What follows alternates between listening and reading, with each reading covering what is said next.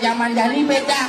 Zaman Om Pidan yen bani kanti bok lantang mengetep jani bani bok lantang ketep ya guru orang tua tuh.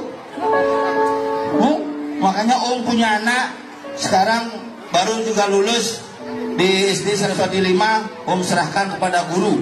Pokoknya niki panajangnya uling jam 7 semengan, kanti jam 1 adalah milik guru. Silakan dididik, silakan digembleng, silakan dimarah, silakan ditempeleng kalau salah, silakan dijewer kalau salah, karena dia adalah tanggung jawab guru selama di sekolah dan saya berikan. Dan orang tua nggak ikut campur tuh. Ingetang orang tua tuh. Baru panane opak ke guru nih ale. Boy yang ngidang jumang ajaib, jumang nanti ajaib. Kelek-kelek celepang ke sekolah tuh. Lengah-lengah orang tuanya tuh. Makanya saya ikut. Akhirnya anak saya sekarang SMP.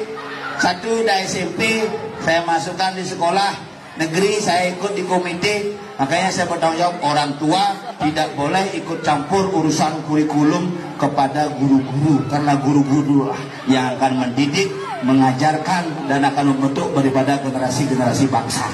Nah di Indonesia ini soleh.